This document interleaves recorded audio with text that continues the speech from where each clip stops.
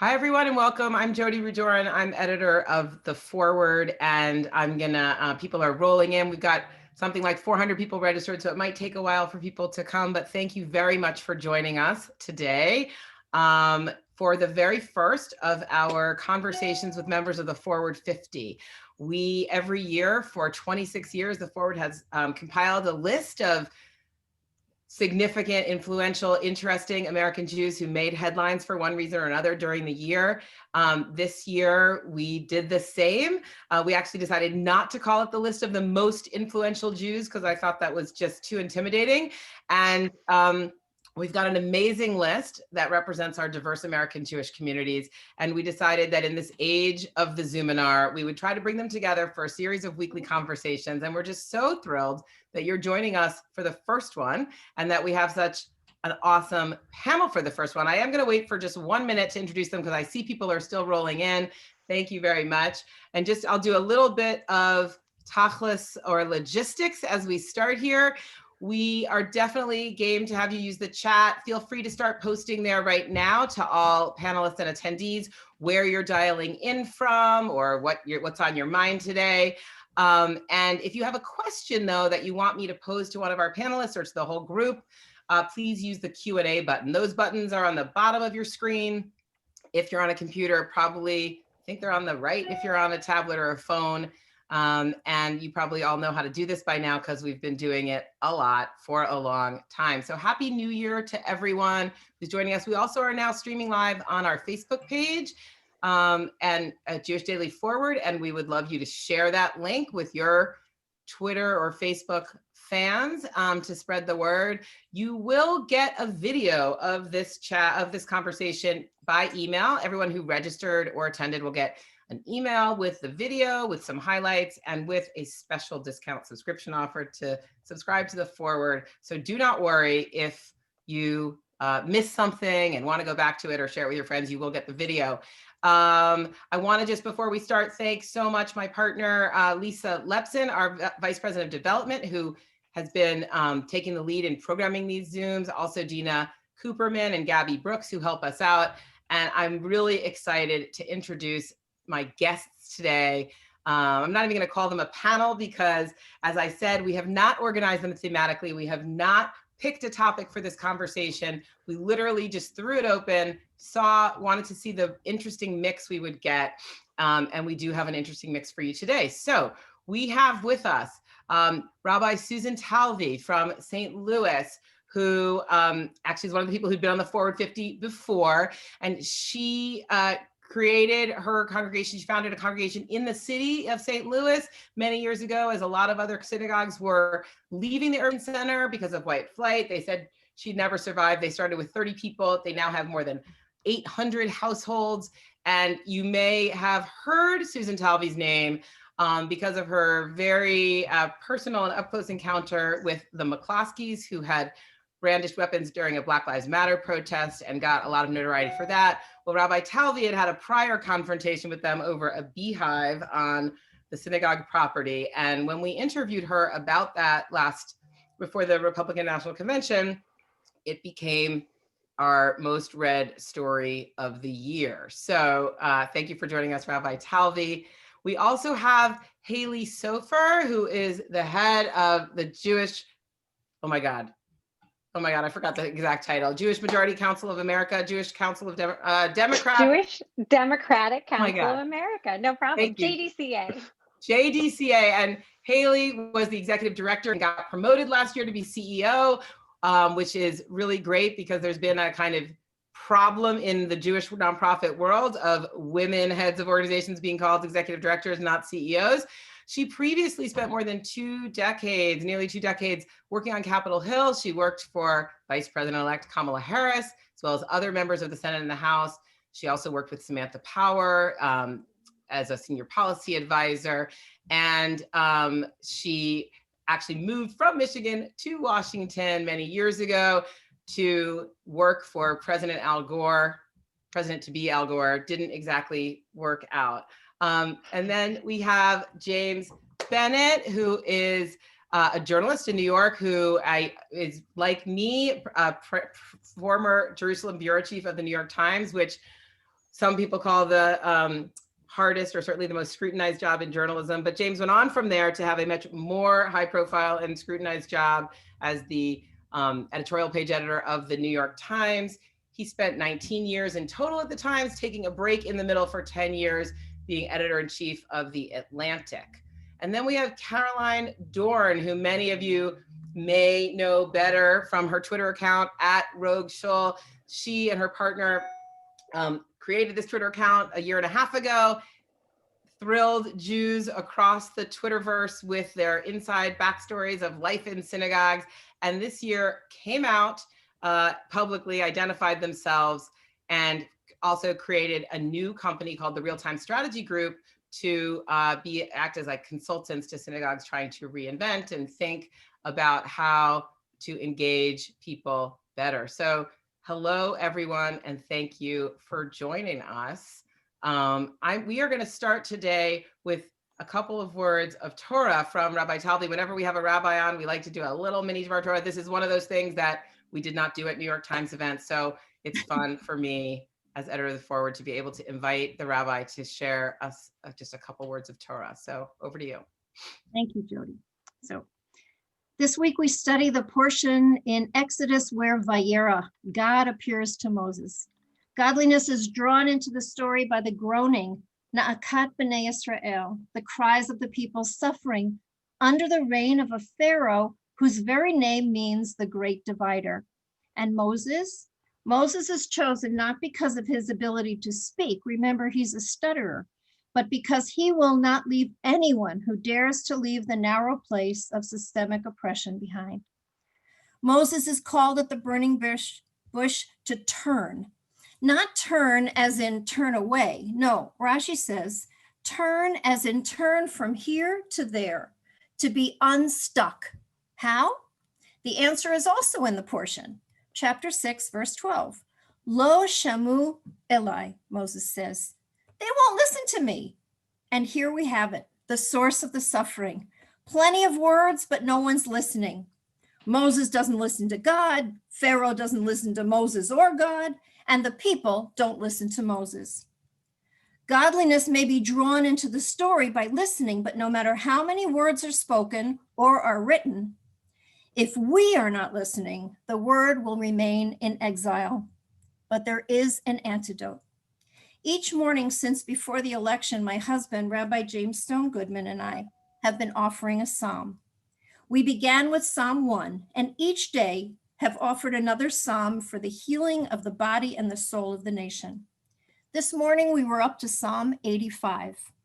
It's clear that for the psalmist, God is morality. Godliness is the moral courage to demand equity, especially for the most vulnerable. As if the psalmist knew so long ago what we would need today, they say in Psalm 85, verse 11, when loving kindness and truth are able to meet together, then justice and peace will kiss. So listening can bring us truth received with radical acts of kindness, and then justice will bring us peace. Yasher koach, and thank you. Thank you for that. Thank you. A lot to think about. So, I came into the new year thinking maybe the intensity of the news cycle was going to slow down, but we have certainly had anything but that over the last week. And I guess I do want to start with the news. We already have a question in the chat about Sheldon Adelson's legacy, and so we will get to talking about his death and his legacy in a minute. But I guess I want to start with the sort of unprecedented events that we saw starting last week at the Capitol, and that we're kind of gearing up for. I guess there'll be another impeachment vote scheduled for tomorrow. So I'm going to start with Halie, who is only a mile outside the district, worked on Capitol Hill for all those years, knew so many people involved who were sheltering in place, stuck in the Capitol, and also who spent last year working so hard on the election that was being contested. So tell us a little bit about what it was like for you. I mean, we all watched this with such incredulity, if that's how you pronounce that word. but it's different when you're so close to it and so involved in it, I think, from watching. So tell us a little bit about what that was like for you, Halie. Yeah, well, first of all, I want to thank you, Jodi, and the Forward. As you noted, I came to DC 20 years ago. I found my way to the Hill where I was for 11 years. And one constant in the past 4 administrations, soon to be 5 since I've been in this town, has been every year the Forward 50, and something that I have looked at and I really appreciate how it's evolved, and I'm honored to be a part of it this year. So thank you. You had asked to share kind of how we're feeling, and I think I can summarize it really in about 5 words. I remain quite horrified by what we saw on Wednesday. It was a violent insurrection incited by the President of the United States, something we never thought we'd see in our lifetime. And as someone who spent 11 years in that building under the, I guess, false understanding of complete security, it's such a violation to now realize that it may not have been as secure as one once thought. Second, I'm deeply saddened by that loss of sense of security, the loss of life. The 2 Capitol Police officers who lost their life, one who was brutally murdered by domestic terrorists, and another officer, Howard Livingood, who unfortunately took his own life just days after, but is still a casualty of this event, and guarded the door outside my office for 6 years. Such a wonderful, gentle soul who gave staff that sense of security, which has now been taken. Third, I'm angry. I attended the Black Lives Matter protest in DC this summer in an over-militarized DC. I saw the National Guard and tanks on our streets. I attended protests where my rabbi was arrested in my office building, protesting for DACA by the Capitol Police for singing songs and sitting on the floor. And I can't fathom in a million years how 8,000 domestic terrorists could have essentially been escorted out of the building, allowed to go. And now, I share the deep concern of the FBI and the efforts to promptly hold them accountable, but I don't understand how they were treated so differently than what we saw this summer. I'm determined to hold those accountable. And it doesn't just include the 8,000 domestic terrorists who assaulted our democracy. It also includes the President of the United States. He can't leave office soon enough. Yes, he will be out of office in just 2 hours less now than 7 days, but he doesn't deserve another hour. He not just incited an insurrection, but he told us exactly what he was going to do for some time. He refused to commit to the peaceful transfer of power. He repeated false accusations of fraud, for 2.5 months now. He told the Proud Boys to stand back and stand by, and that's exactly what they did on Wednesday. And then they assaulted our democracy violently. And I'm determined to hold those accountable, including him, as well as members of his party who enabled it and were complicit and repeated his lies, knowing they were lies. And I'll end by saying that I'm optimistic. We saw such great heroism in the halls of Congress. The officer, Goodman, I believe, who turned to save the Senate, I saw as it was happening that horrific tape of him leading while he was it looked like he was being chased, but he was leading those protesters up the stairs, and by turning the way he did, he saved all 100 senators who were in the Senate at that chamber, and he led them, the terrorists elsewhere. There are heroes among us, and in 7 days, we'll have a new president that has that campaigned on the goal of restoring the soul of America. We've never needed that restoration more, and I am hopeful that he will bring about the change our country so badly needs and deserves. And that is now 2 hours shy of 1 week away. Thank you. James, I didn't mention in your original intro, but of course, one of the many jobs you held at the New York Times was as a White House correspondent back in the Clinton administration. I believe you had to tackle the unprecedented at the time kind of weird craziness of the trial of the impeachment related to the whole Monica Lewinsky scandal and what was the New York Times going to publish on its front page about those allegations. And then you've interviewed President Trump in the Oval Office. You've been, journalism is the first draft of history. I just would love you to tell us a little bit how you watched these events of the last week and really the last year, 4 years, whatever, of how do you process kind of each thing being seemingly more surprising and unprecedented than the last, and how do we contextualize it? Jodi, actually, you're mentioning the 90s makes me think one of the things I covered in that period was also the shooting of 2 Capitol Hill police officers who were gunned down defending the Capitol against a crazy gunman at the time. And what I remember was they laid in state in the rotunda, and people lined up, thousands of people lined up to honor their sacrifice. And there was a tremendous bipartisan outpouring of respect for what these officers have done. And it just stands in such yet another thing that stands in just shocking contrast to what has been a really partisan, unfortunately, reaction to the terrorism, to use Halie's word, that we saw last week. And you're right. I mean, as journalists, in fact, at the Times, we used to be forbidden to use the word unprecedented because it tends to be used very lazily.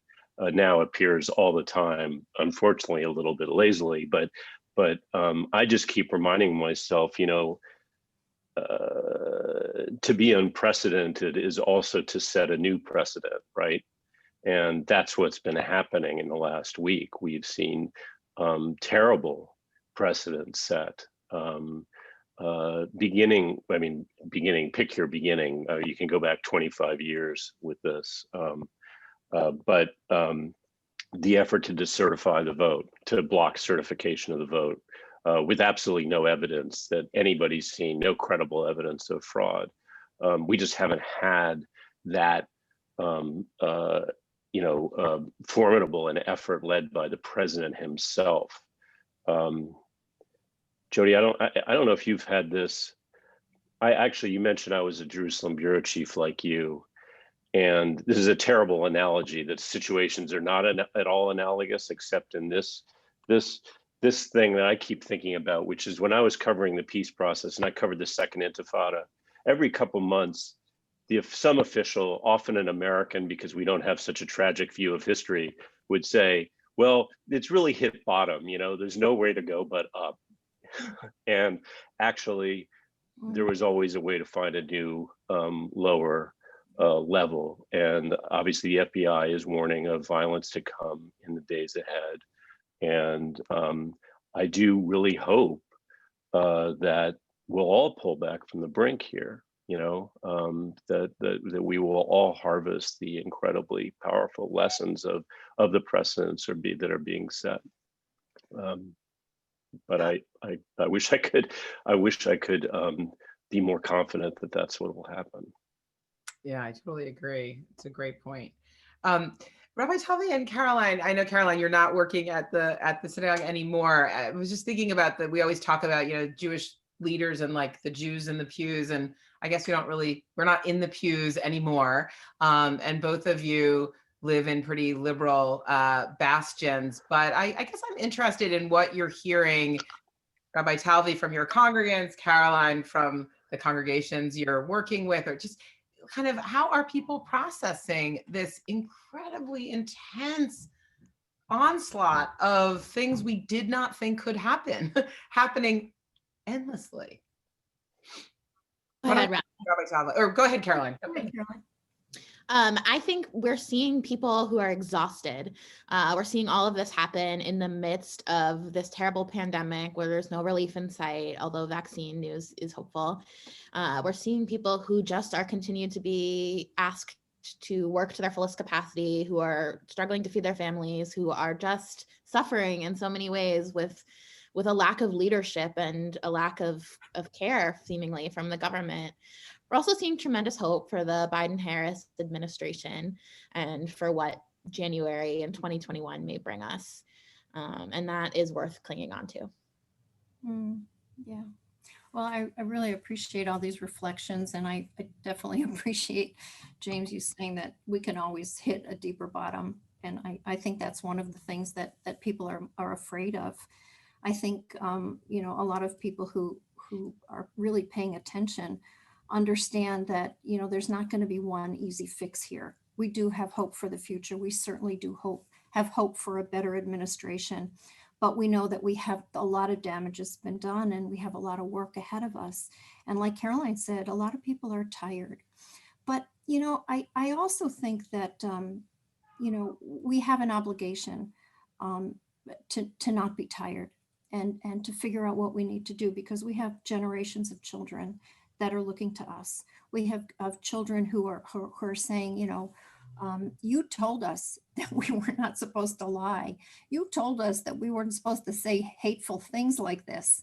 You know, how are you going to clean this up? And how do you hold people accountable? You know, that story about the McCloskeys, I hesitated to call them out because that's not what we teach our children. We don't teach our children to call people names.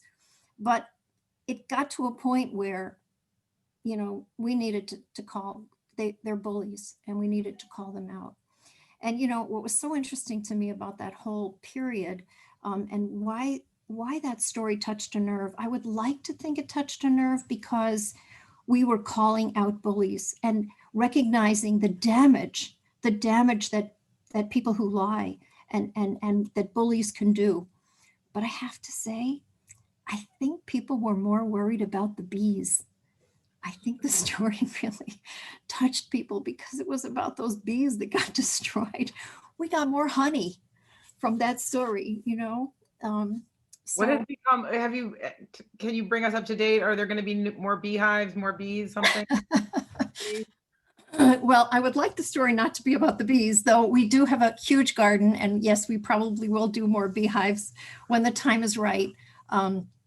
But, you know, the story about the McCloskeys continues because, you know, we are, even though we have this little pocket of liberalism right here in St. Louis, we are living in a very red state that did elect Josh Halie, who is also very culpable and very responsible for all of the things that have happened here. People who are more, you know, involved in their own self-interest than in the common good. So, you know, we have a lot of cleaning up to do here, and we have a lot of truth telling to do.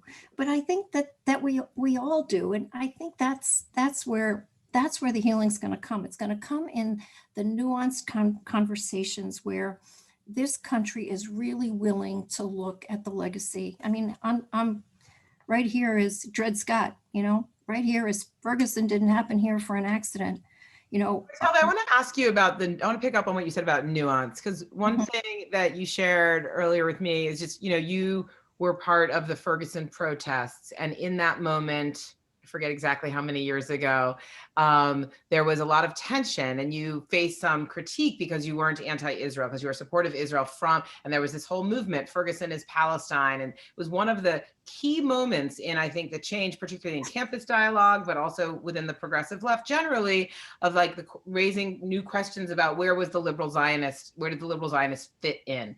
And we saw that sort of flare up again with the Black Lives Matter movement as it grew this summer, although mostly not. Mostly there was a real, I think, reconciliation over this idea of what the Black Lives Matter movement had originally had a BDS part of its platform, took it out. And I wonder how you experienced that sort of second round and how it was different from when you were made uncomfortable in the Ferguson movement over Israel, and how that seems to have changed.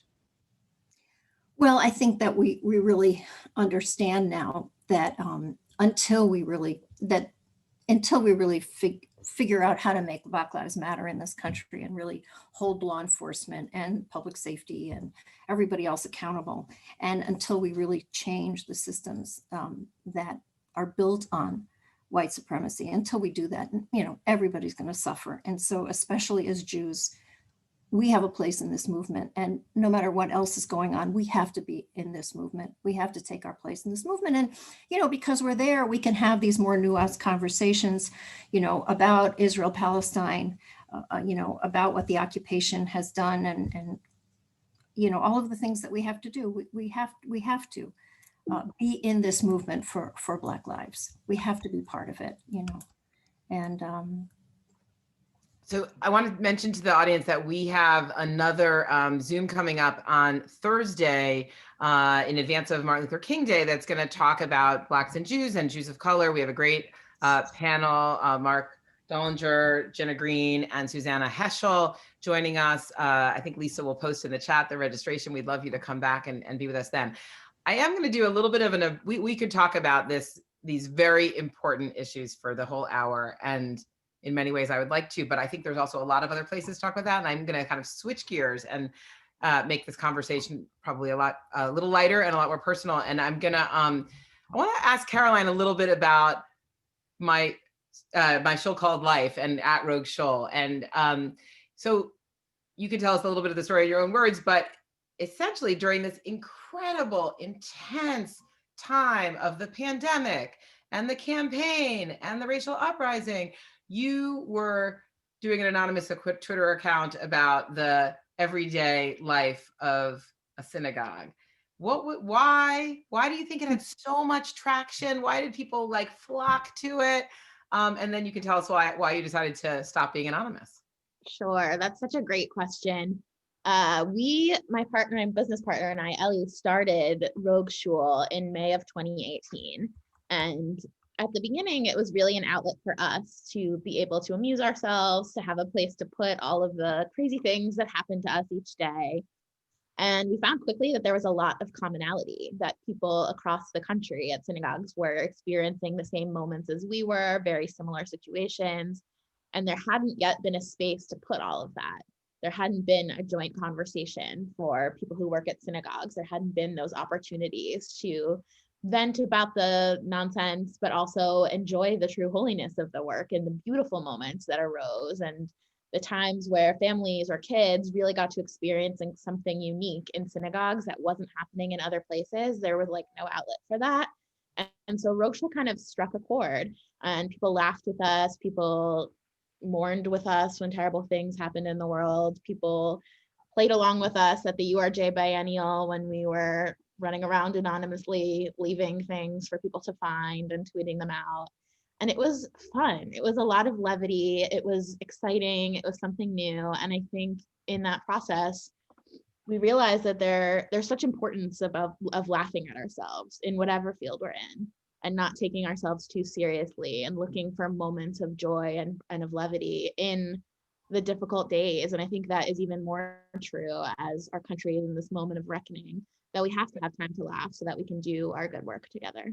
It's interesting to hear you talk about it too, because I feel like there's been so much focus on the toxicity of the social media, and all the crap that happens on Twitter, and all of the ways in which the kind of debasing of the discourse and the polarization of the discourse. And yet it is also true that Twitter is a place where people are building communities, Twitter and Facebook and other platforms, and having fun and commenting in real time in a way that individuals really didn't have access to before. And there's plenty of examples of what's wrong with that.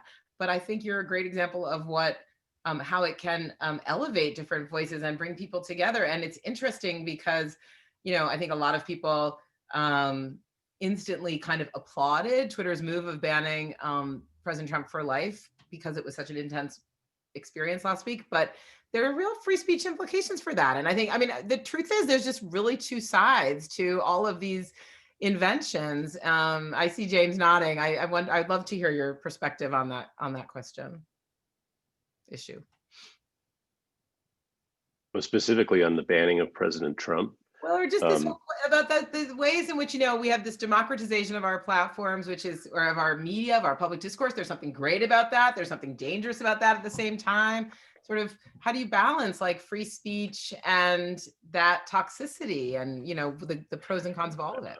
I mean, I agree with you. It's a double-edged sword, and it is a nuanced kind of conversation about how we get what's good about social media without getting what's bad about it. I kind of refer back to what Rabbi Talve said at the outset, that I really do believe our problem in this country is not so much about free speech as it is about listening. There's plenty of speech. There's not a lot of people really listening to each other.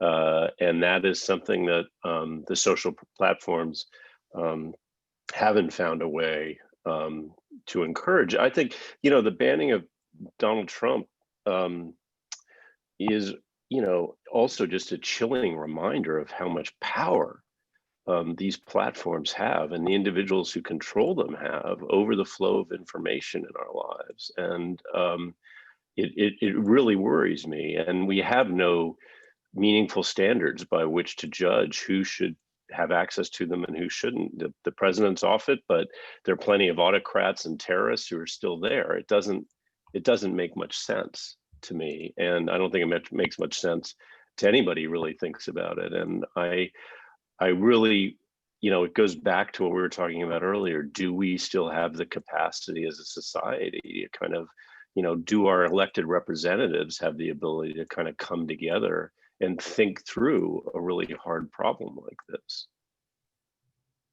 There's right and wrong too.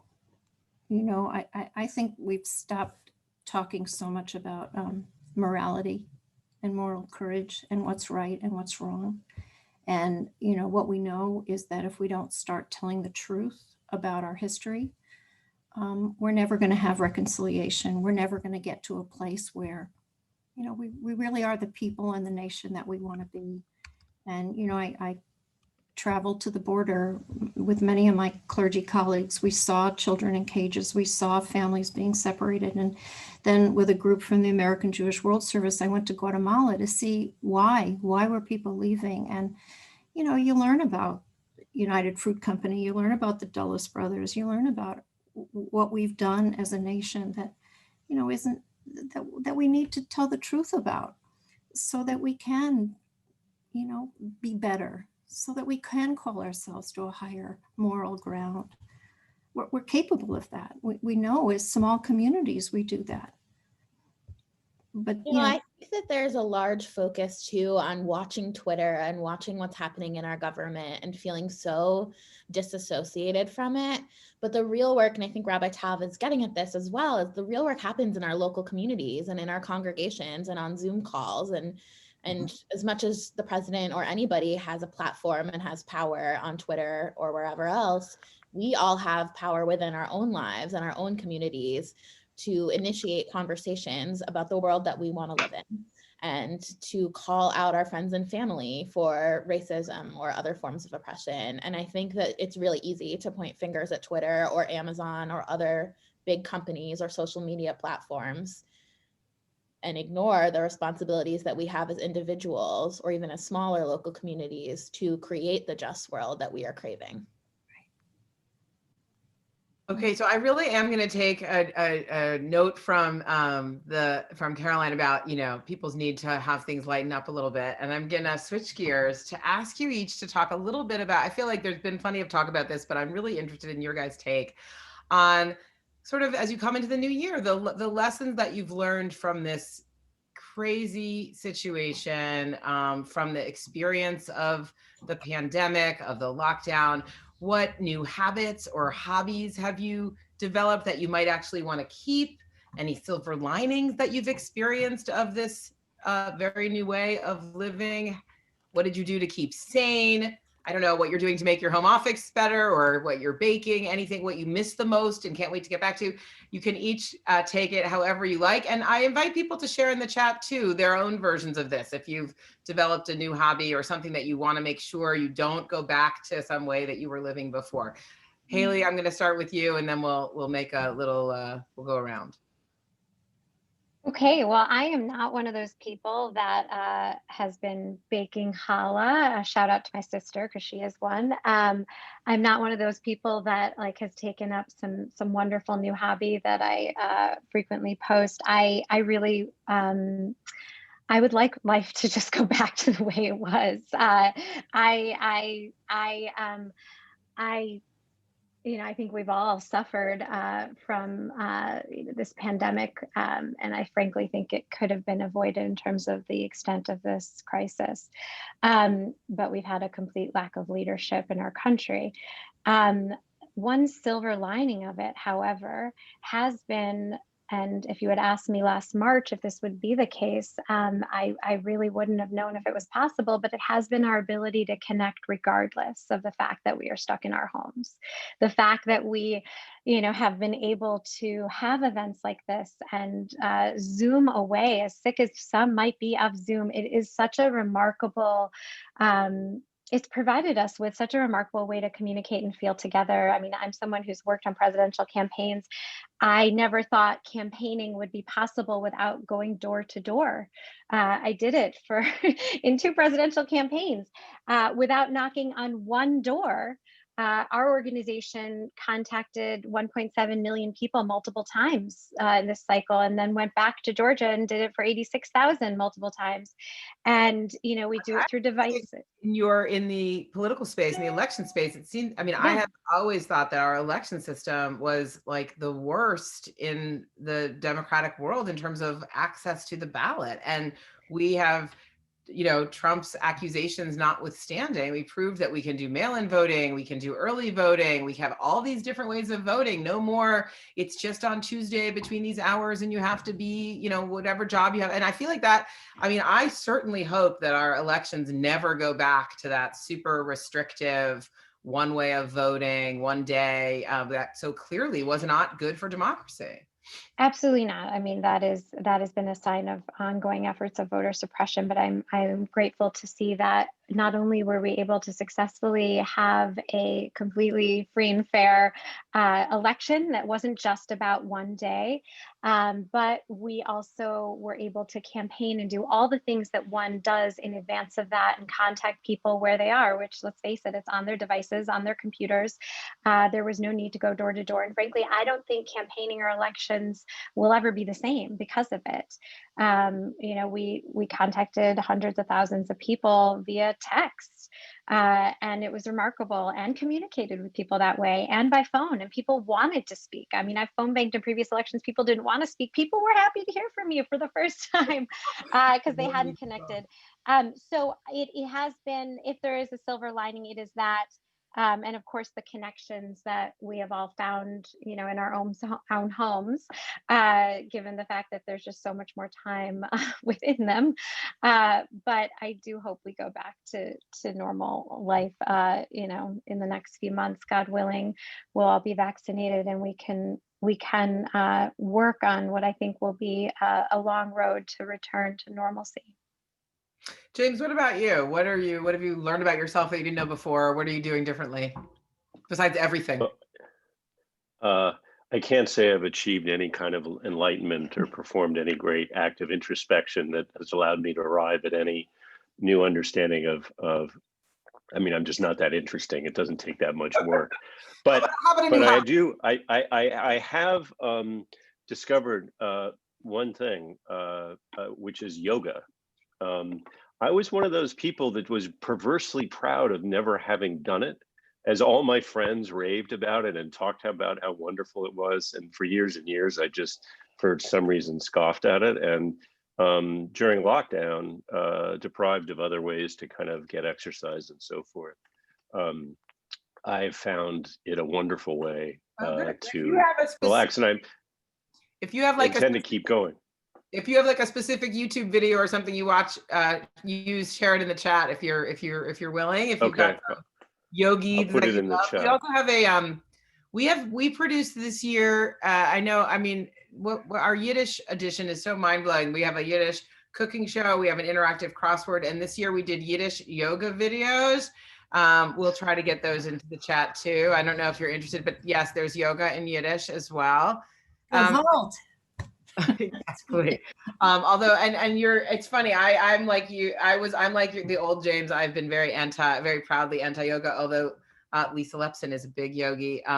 But I did do some meditation classes on my Peloton app recently, which is very not me. Also, Caroline, what do you want to take with you from this time once we get back to normal? What are you going to hold on to? I think that this time has given us the opportunity to determine how we really want to spend our time, and who we want to spend it with. So when I find myself questioning whether I want to go on that last Zoom call or whatever it is, I get to determine how I spend my time and what's important to my day and what's going to contribute to the lifestyle that I want to create. And I think that's really healthy for everybody.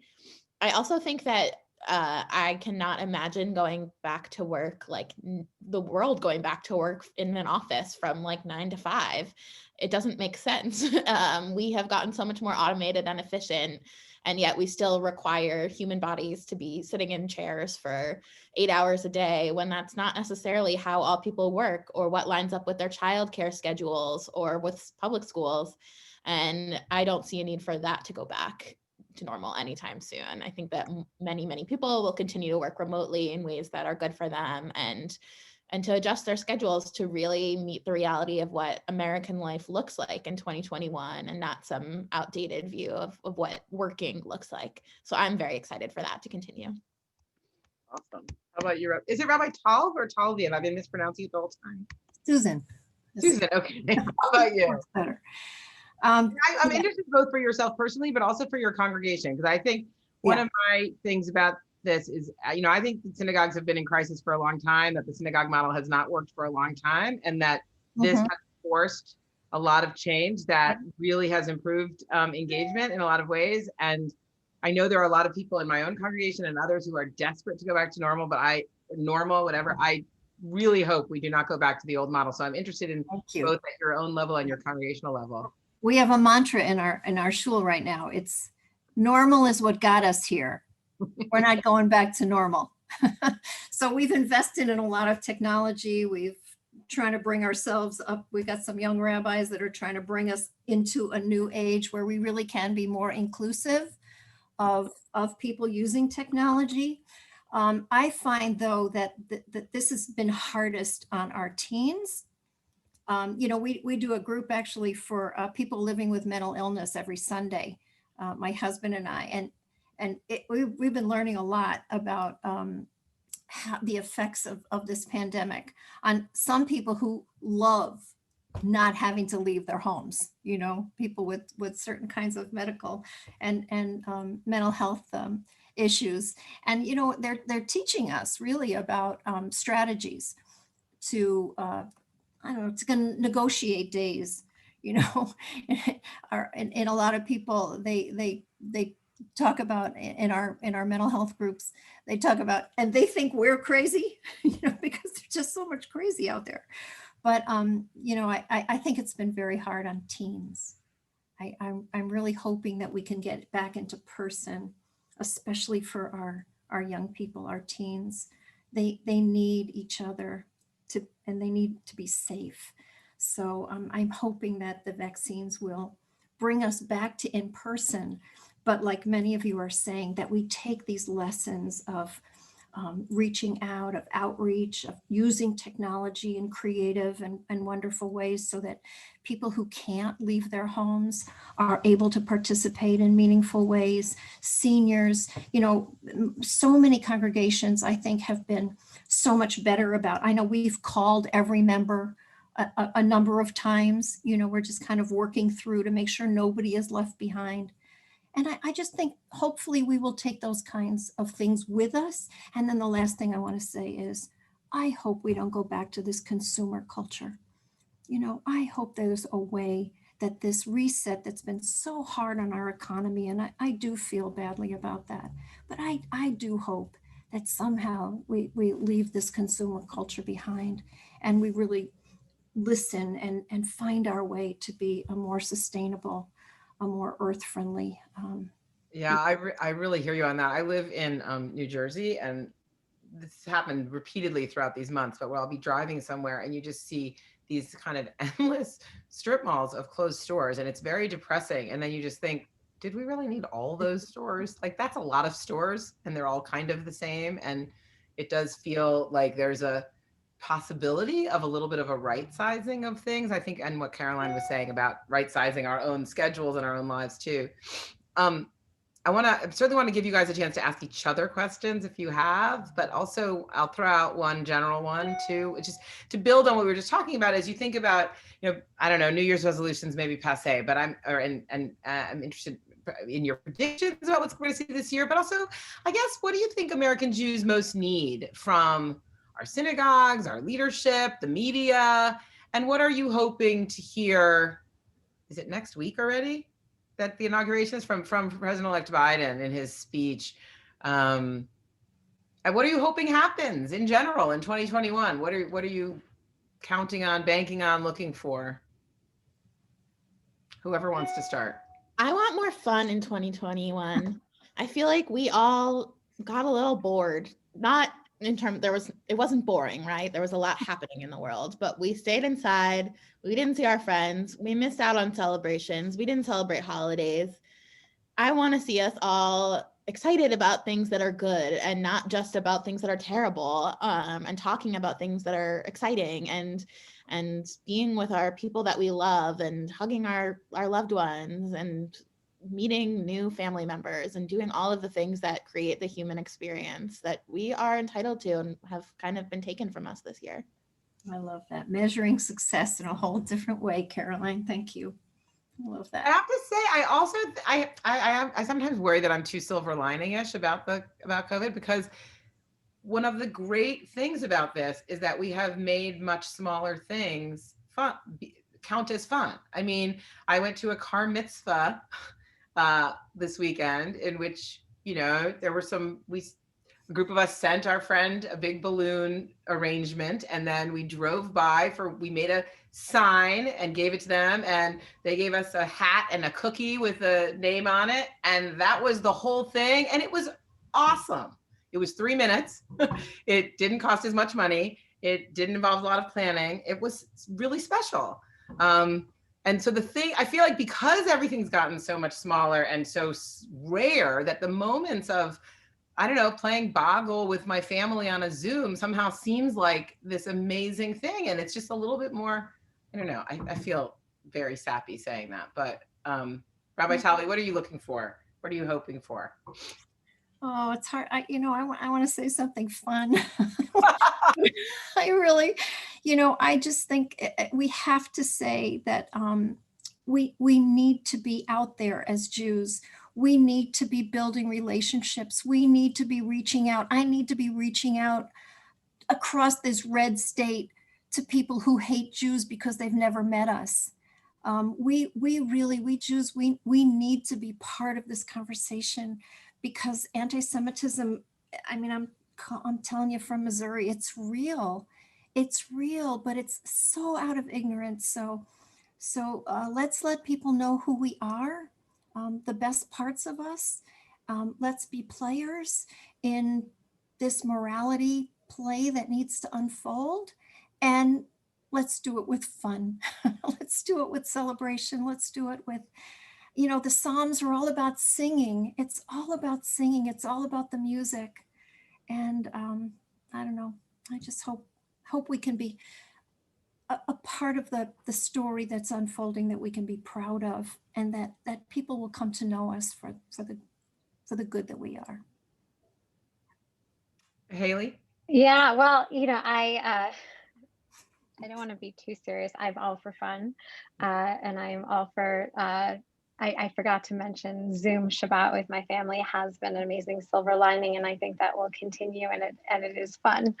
But we are where we are as a country right now because of our failed leadership, and as a community, we deserve and need leaders at every level. I live in a village, from the village on up to the White House, leaders who share our values.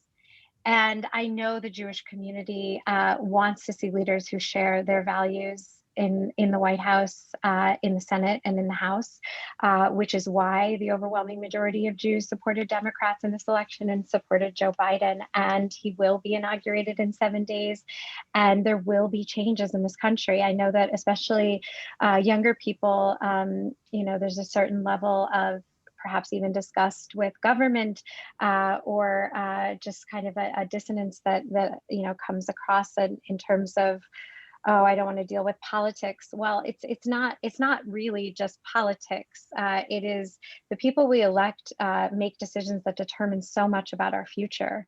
And I am so grateful that the American people elected Joe Biden. However, we also have to acknowledge that there are 75 million people who supported Donald Trump. And someone had put in the chat, like, how do you talk to Republicans?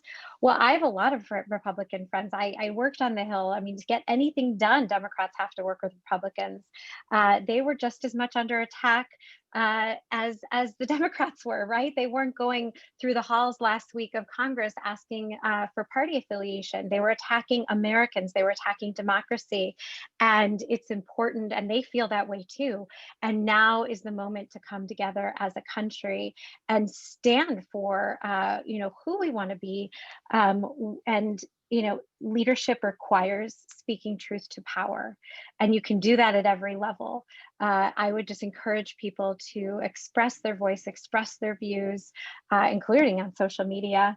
I've been taking to Twitter much more than I had ever in the past, because we need to speak truth. We need to be clear about who we are, what we stand for, and what we want for our country, because change is coming. And God willing, it will be the kind of change that also will ensure our security, our health, and our safety in 2021. James, what about you? What do you think is going to happen in 2021? What should we be watching for?